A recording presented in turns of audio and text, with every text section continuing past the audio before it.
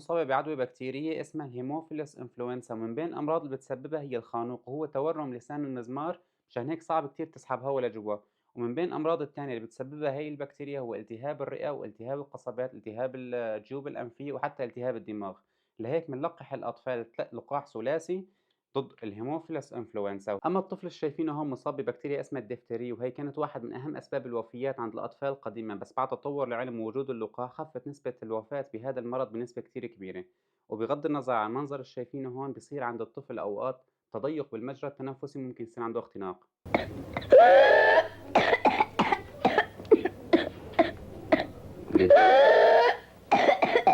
أما الطفل اللي سمعتوا صوته هلا عم يصعد مصاب ببكتيريا اسمها البورديتيلا بيرتوزيز، وهي واحدة من أهم الأمراض اللي بتسبب مرض السعال الديكي.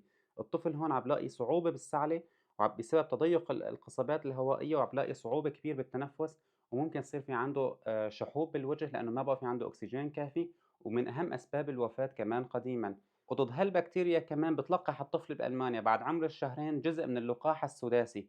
ذكرت لكم هلا 3 بكتيريات، وامبارحة كان في الكوزاز أو التيتانوس، وبقيان عنا لقاحين، هن اللقاحات بتلقحوا فيها تقريبا كل الأطفال اللي بولدوا بألمانيا لحتى يتجنبوا هاي الأمراض.